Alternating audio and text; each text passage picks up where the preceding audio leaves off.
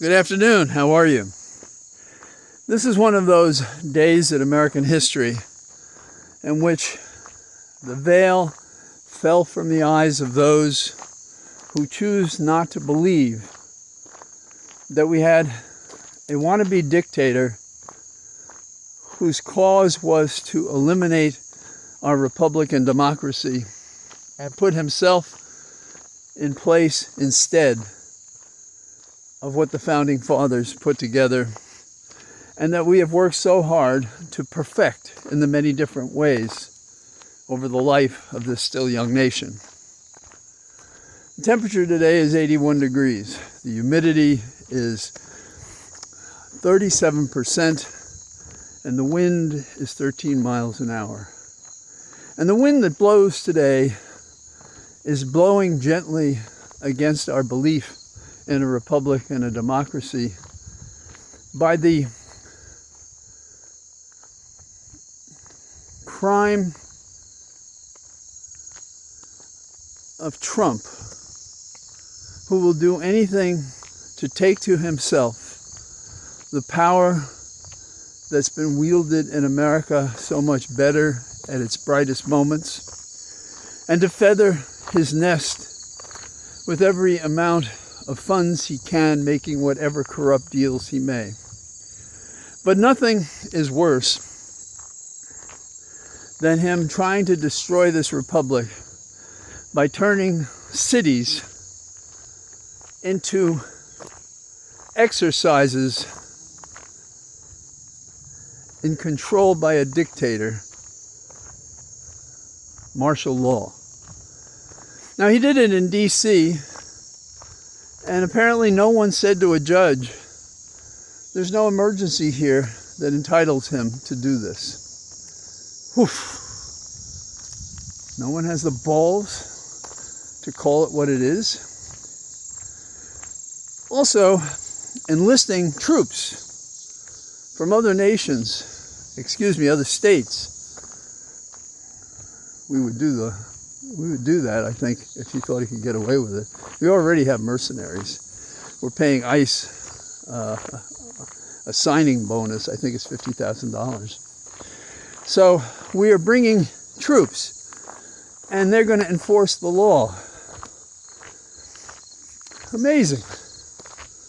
And they're going to be allowed to carry guns, suggesting they could use them. They are a military force that are in D.C. to enforce civil law, which is a violation of posse comitatus. So that's D.C. in a nutshell. But in recent days, we've had talk about Trump doing the same thing in Baltimore, another city with a large black population. And today, he has said, how about Chicago? Chicago needs his hand to deal with crime. So ironic, coming from a man who's been convicted of 34 felony counts for concealing information in the 2016 presidential election that he won.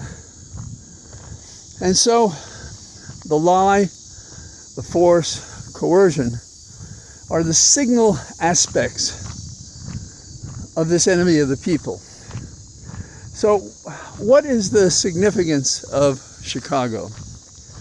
It's a large and visible city. It has no provision like D.C. that one could finagle a reason for there to be an occupation by a military force. And I think that's why he wants to do it. Because this is the forerunner to his nationwide effort to militarize America. The brown shirts exist.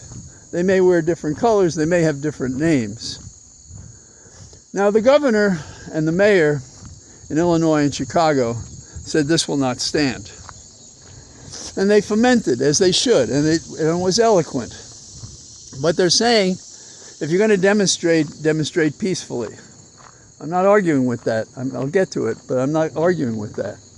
We're going to go into court and we're going to demand that this be ended, that this be stopped, that this invading force, my language, may not enter the city and may not do its worst to our best times in terms of statistics for enforcement, even though we have a serious problem.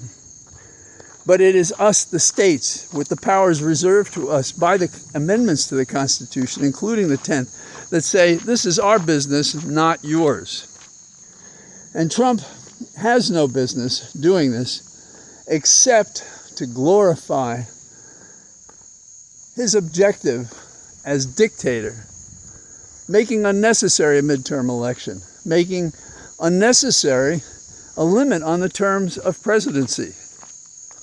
People say, oh, that's too much. Yeah, well, we were saying this during the campaign. We said this in January, and now people are scratching their heads saying, oh, I can't believe that he's doing that he did that he wants to do that. How could you be so thick as not to see what's happening? And the people who think they're going to profit the most, the maggot team, they'll find out. Just as Elon Musk did, as the way Christie did, the way all of them ultimately get skewered by Trump when there is a better advantage to be had by doing that. I mean, Cruz sings his praise, Trump's praise, though the man attacked his wife and claimed his dad had something to do with the JFK shooting. What kind of a country elects a president like that? This is a guy who attacked McCain, saying, oh, he likes soldiers who aren't caught. This is the kind of guy that we have. And this is what we're resisting and fighting against. And this is what we must persist to fight against. So, is it going to be enough to go to court? I say it's not going to be enough to go to court. Because we don't know what we're going to get, how quickly they'll proceed, whether they'll stop this takeover of a local city, its entire police function, by those that Trump will identify and designate. And what are they going to do? Are they going to provoke something?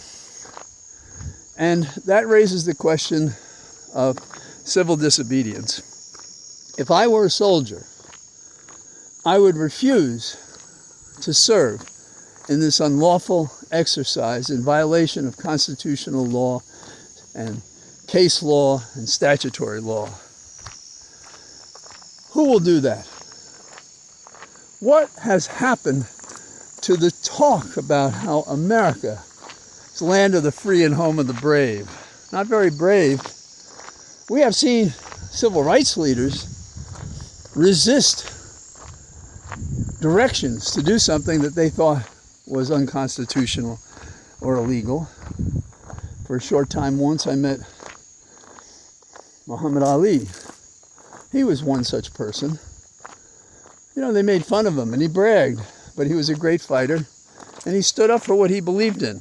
And I'm not saying that this is similar, except in the sense that there are some values that we cannot compromise.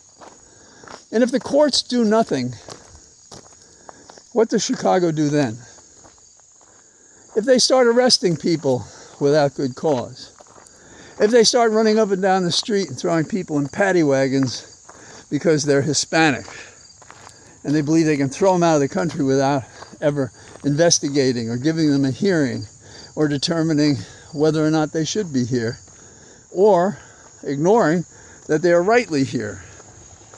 This is the plight that we find ourselves because we elected a bunch of worthless people in both parties who don't fight back. You know, in Trump's way of handling even the better known leaders is to say, I'll take you to court. He just said that about Christie, former governor of New Jersey. He didn't like what Christie said on the ABC show on the weekend. He's talked about doing that with Schiff and other people. We saw how he searched the home and office of Bolton. So these things are real. They cannot be ignored. And you may ask, how does it all end? Well, there's a long history of what happens when there's a revolution in which a dictator takes over. We have every reason to fight to avoid that. Even Jefferson talked about it, what can happen when the government is no longer worthy of its respect and allegiance by the people. Can you raise your hand and say the Pledge of Allegiance? Can you? Liberty and justice for all? Can you say those words? I'm not religious, but can you say under God? What can you say in the Pledge of Allegiance now with this president? Nothing. Absolutely nothing. And yet, we continue to follow the rules he ignores, compromising our ability to be in the fight at all. Because we're dependent on third parties in every direction that are coming up short. And there's going to come a day when there's going to be violence. And some will say these are acts of disobedience, civil acts, and we're prepared to assume the result. But when that happens and the blood runs, we can revisit this moment in history when Trump took off the covers of his intentions, almost plainly expressed even before this date, and doesn't act. If we do not act now, and we do not act conclusively, and we do not brush aside all the leaders who say, oh, we're not going to go low. It's not low if someone punches you in the face to punch them back. It's not low if someone tells a lie to correct them. It's not low if they violate the law, and you say they're violating the law. You say what they're doing is unlawful and illegal. We've had histories, that is moments, when we did the right thing, when we vindicated ourselves by standing by our values. How cowardly can the people be?